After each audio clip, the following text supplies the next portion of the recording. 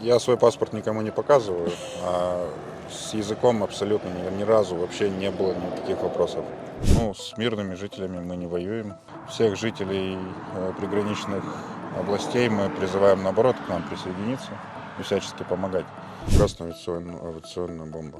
То есть она скидывается с самолета, она может там сложить девятиэтажку сразу же. То есть то, что они говорят 8 лет там бомбили Бомбас, ну это все, это как раз таки с их стороны. Профессии на войне это не только там бегать с автоматом в руках, то есть это и программисты, и сейчас вообще война дронов. А еще зарплата есть? Ну, естественно. А, я это не знала. Здравствуйте, Гарик. Большое спасибо, что вы согласились на это интервью. Значит, если вас неправильно буду представлять, пожалуйста, поправляйте меня. Значит, я знаю, что вы боец Легиона Свободы России, что вы с октября 22 года воюете в Легионе. И вы знаете, вот у меня в связи с этим вопрос. Вот это ваш первый боевой опыт? И почему вы решили сражаться с путинизмом, с оружием в руках, имея, так я понимаю, такое же российское гражданство, как у меня? И как вы дошли до жизни такой? Первый боевой опыт, в смысле, вот, который сегодня... Ну, который у вас или в жизни. в жизни? Ну, в жизни, конечно, первый. То есть у Ага. меня до этого там служба в армии только была, и, ну, срочка, и все. И то там в 10-х годах. И почему вы решили пойти в Легион Свободы России? Ну, потому что это единственный какой-то действенный метод, который может реально что-то изменить. Когда ты с оружием в руках, реально можешь, ну, какой-то вклад принести, не просто ходить там на митинги, там, ну, все, чем оппозиция сейчас занимается. А когда ты реально какие-то действия можешь совершать. Скажите, пожалуйста, вот 12 марта Легион Свободы России вошел в Белгородскую область, поджег путинский БТР. Немедленно ФСБ опубликовала информацию о том, что там огромные боевые потери легион понес, и что легионеры расстреляли мирных жителей, россиян. Вот скажите, пожалуйста, вот имеют ли смысл такие рейды, и что вы бы могли сказать о том, что там реально происходило, вот особенно в отношении там расстрелов мирных жителей? Это правда, это неправда? И какая цель у Легиона Свободной России, когда он заходит на территорию, например, Белгородской области или на территорию других областей Российской Федерации? Ну, с мирными жителями мы не воюем, ни с какими, это точно. Конкретно в данный момент мы воюем с путинской армией, потому что там какие-то фанатики, которые, ну, я не понимаю, за что они воюют вообще абсолютно. То есть им просто сказали, ну, вот надо, ну, и они все, и пошли. То есть с мирными, конечно же, нет. Всех жителей приграничных областей мы призываем, наоборот, к нам присоединиться и всячески помогать. Потому что это, я думаю, только улучшит их жизнь. А скажите, какие у вас все-таки конечные цели? Это освобождение Украины от российских оккупантов? Или вы хотите идти дальше и освобождать Россию от путинского режима? Ну, у Легиона в первую очередь, конечно, цель освободить Украину от путинской агрессии в границе 91 года. Ну и затем, конечно, свергнуть путинский режим. Как бы это ни произошло, это в любом случае в России закончится. Ну, вы знаете, когда я разговариваю с своими, так сказать, коллегами по оппозиции о таком возможном сценарии, то мне говорят: а ты не боишься, что если вот война перекинется на территорию России, то это приведет к гражданской войне? Вот что бы вы могли сказать по этому поводу, если бы вам такой вопрос задали? То есть как относиться к такому повороту событий? Что это будет для нас? Ну, гражданская война, скорее всего, я не знаю, то ли она уже идет, может, общество в принципе раскололось на, как бы, которые зетнутые там и которые против Путина. Я думаю, что она уже в какой-то мере есть.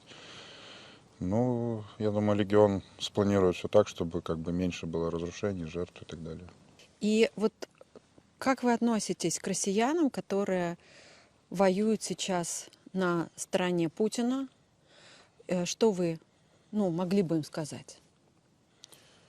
Ну, я думаю, там есть разные, конечно, категории людей, Кого-то призвали там чуть ли не насильно, кого-то...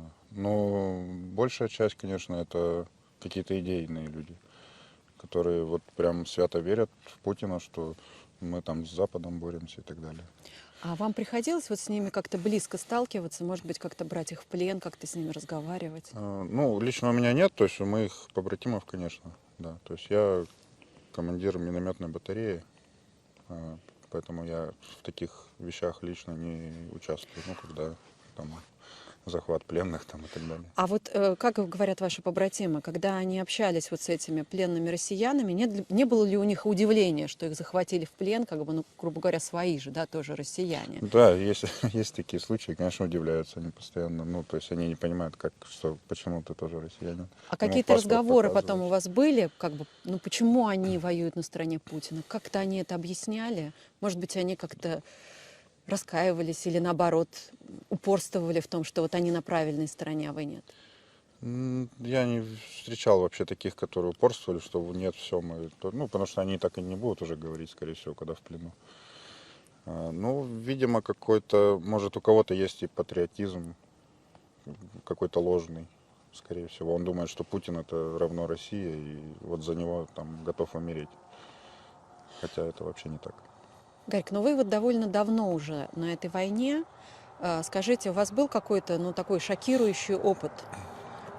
И вот, может быть, вы можете им поделиться, может быть, что-то, что особенно вам во время этой войны запомнилось? Ну, больше удивляет гражданское население, которое там вот на Донбассе, на том же, ну, там маленькие дети могут ходить буквально там в 500 метрах от линии фронта жить. И, ну, то есть только вот такие случаи, скорее всего, что с этой, что с той стороны. То есть настолько уже люди Да, привыкли, да, да. Они и до сих мамы пор отпускают ребенка и как бы не Да, переживают? да, да. Ну, конечно, такие единицы, но там все равно они встречаются в любом случае. То есть там в километре от линии фронта люди живут, они не могут ну, никуда выехать, видимо, некуда. Что с этой стороны, что с той стороны. То есть когда мы там летаем, допустим, ну, разведку какую-то делаем, ну, и цели ищем, то часто как бы гражданское население видно. Ну, а скажите, пожалуйста, вот если человек, например, захотел к вам присоединиться, он россиянин, его достал этот режим, он видит, куда скатывается его страна.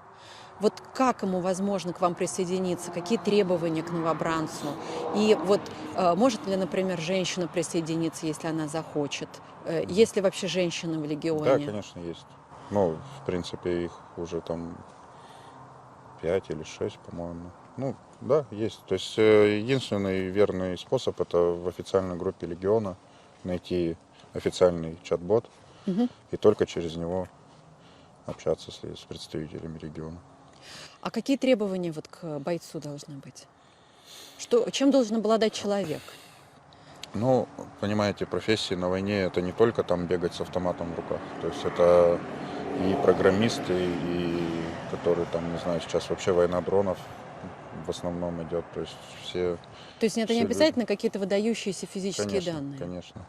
То есть любые, там, не знаю, с инженерным образованием, с каким-то радиотехническим, ну, с любым абсолютно. А скажите, вот вы чувствуете ли какую-то помощь со стороны россиян? И вот что бы вообще хотелось, в какой помощи вы нуждаетесь, какой бы помощи хотелось бы? Помощь, безусловно, есть. То есть мы всегда там открываем, опять же, на официальной странице Легиона всякие сборы там на дроны, на ремонт автомобиля и так далее. Вот сейчас у нас открыт сбор как раз по ремонту там бронетехники. Недавно пострадала на Авдеевском направлении. Ну, то есть люди очень активно донатят.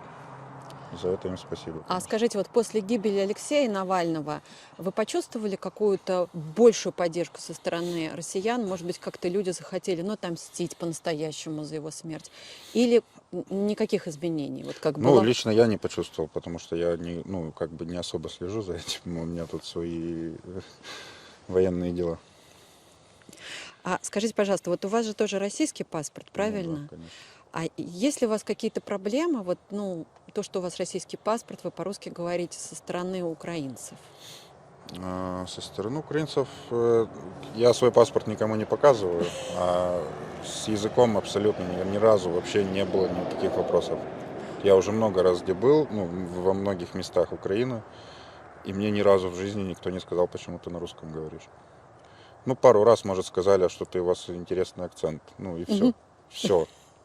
То Ну есть вот никакого я могу негатива. подтвердить, потому что я сейчас и в Киеве была, и в Харькове, и, к сожалению, украинский не знаю, только отдельные слова, и тоже никаких вообще замечаний, хотя у меня такой Ну, очень московский акцент. ага. И вот жива, прекрасно себя чувствую. Ну, это абсолютно надуманная какая-то история со стороны российской пропаганды, что за русский язык тут чуть ли не расстреливают на улицах. Ну да, нацисты они не Да, здесь, это точно, не в да, Кремле. да. Слушайте, а вот вопрос такой, вот не дай бог, если будет какое-то ранение у кого-то из легионеров, будут ли их лечить украинцы, будут ли они им помогать? Вот что происходит с Ну, у нас легионерами? уже есть такие случаи, Мгм. все на самом деле случаи и гибели, и ранений, как бы все представлены вот в официальной группе.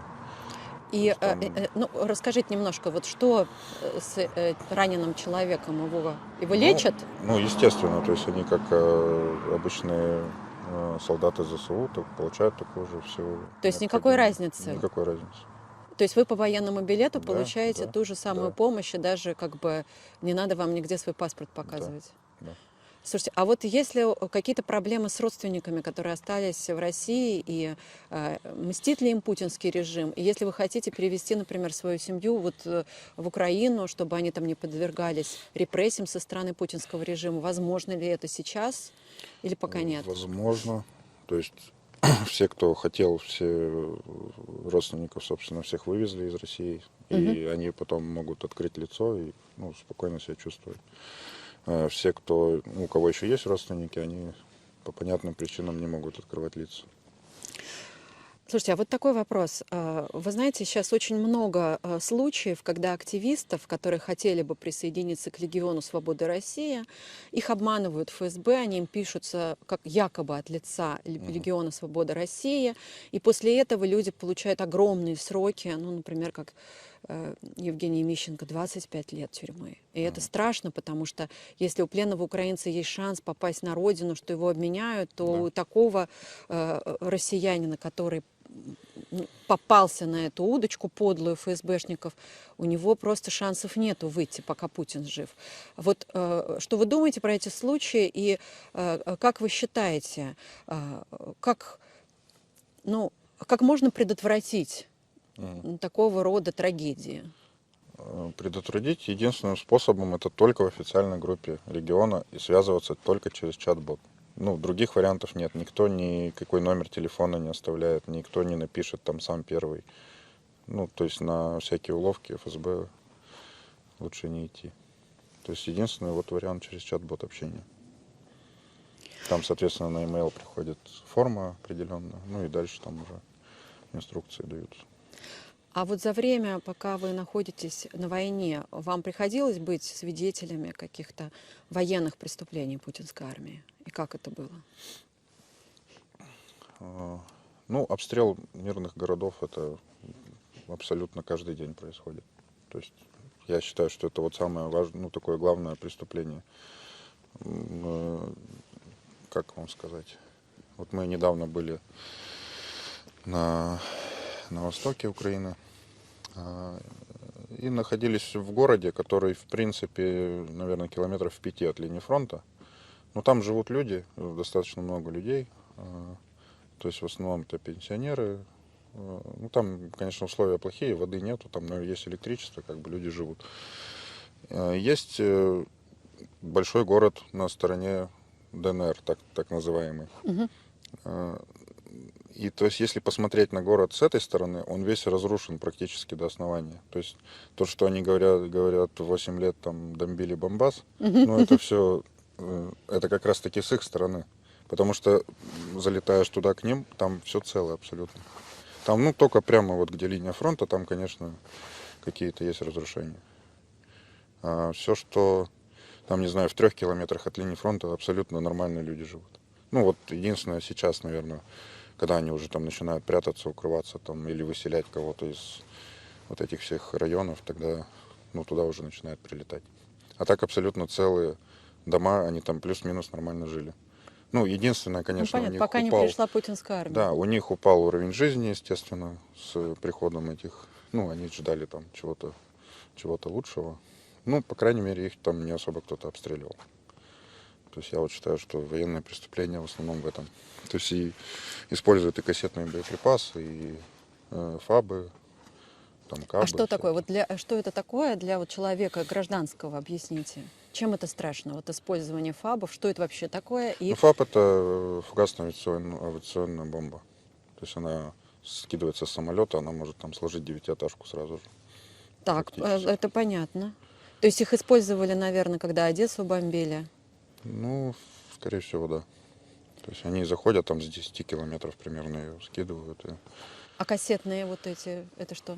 Ну, это артиллерийские боеприпасы, которые там в градах, ну, в системах залпового огня какого-то могут быть. То есть они раскрываются на много маленьких частей, еще они тоже взрываются. А они запрещены или... Ну, по застройке жилой, да. То есть это только там, где поля, посадки. Ну, то есть это вообще военное преступление Да, против мирных да. жителей. Ну, то есть там выжить нереально, когда вот кассеты начинают взрываться. То есть они везде абсолютно. А они знают, что там мирное Естественно. население? То есть это как бы сознательная Конечно, такая конечно, политика да, уничтожать? конечно. Ну, то есть даже вот обстреливают Харьков там чуть ли не каждый день, Киев, шахеды там всякие эти летают. Ну, они же в основном попадают не в военные объекты, а именно в гражданские. Но я так понимаю, что вот основная разница то, что когда вы воюете, то вы стараетесь как бы мирных жителей не трогать. Ну, вот на моей памяти мы ни разу не, э, по крайней мере, визуально, то есть мы достаточно качественную разведку проводим, чтобы там точно никого не было. То есть и обычно работаем по таким районам, где там, ну, то есть одни войска только находятся. Слушайте, а вот такой важный вопрос. Если, например, человек, россиянин, захотел к вам присоединиться, а вот у него не было до этого военного опыта никакого, ему сильно не нравится происходящее, сильно против войны, сильно против путинского режима, но нету военного опыта. Его будут учить, то есть он пройдет Естественно, какую-то, и конечно. как это выглядит, сколько это подготовка длится, вообще как это Подготовка происходит? это как курс молодого бойца. То есть он примерно от 2 до 4 месяцев проходит, то есть в зависимости от степени там, подготовки человека. Но, как правило, все ну, там, после 4 месяцев уже там на одинаковом уровне. В принципе, очень такая сжатая система. То есть вот я, по крайней мере, по своей службе в армии знаю, что там я год прослужил, и тут я за эти 3 месяца получил гораздо больше знаний и всего. То есть это какие-то очень опытные офицеры? Так точно, да. Да. Да. А скажите по поводу амуниции, вот потому что я 2 года назад слышала, что люди, которые хотели попасть, ну, в добровольческие подразделения российские, которые вот на стороне ЗСУ воюют, они очень ну, вынуждены были как бы даже деньги занимать, чтобы себя хорошо экипировать. Вот как сейчас с этим обстоит ситуация? Э, Дают ли экипировку? Нам всю выдали сразу же, буквально, ну вот как мы только пришли, вообще абсолютно все, там бронежилеты, каски, одежду, все там слои белья, ну вообще все абсолютно. То есть всё полностью будет? можно, да, естественно. Ну и потом, когда уже все там начинают зарплату получать, то, естественно, могут А еще зарплата есть? ну, естественно. А, это не знала. И как? И, то есть можно открыть... Вы можете открыть вот свой счет в украинском банке, например? Ну да, то есть у меня же на карточку деньги приходят. А вот если не секрет, это много денег? Ну это как стандартное жалование солдата ЗСУ. А оно сколько? Ну там зарплата 30, плюс премия тоже 30, ну там зависит 30 чего? тысяч, 30 тысяч гривен? да. Ага, понятно. Ну и там, когда в зоне боевых действий находишься, там еще как бы за это надбавка тоже идет.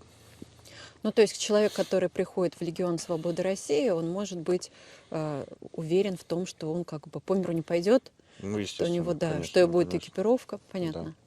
Слушайте, а вот такой вопрос. Я знаю, что у нас есть несколько добровольческих таких подразделений. И это Легион Свободной России, РДК и Сибирский батальон. Ну, вот как вы считаете, настало ли какое-то такое время, когда уже пора объединять усилия и всем этим легионам воевать под единым началом и вообще организовывать уже свою антипутинскую армию? Ну, это вот как раз в данный момент как бы и пытаются сделать, просто как бы объединив усилия там на разных направлениях и координируя свои действия. То есть мы относимся к ним, ну, как бы к достойным, как к таким же, как мы, вот к РДК и к Сибирскому батальону. То есть Ну, сейчас вместе мы одно дело делать. Ну, естественно, да. Сейчас, собственно, вот эта операция вместе как раз. Большое спасибо за разговор, Гарик. Да. Победы! И спасибо.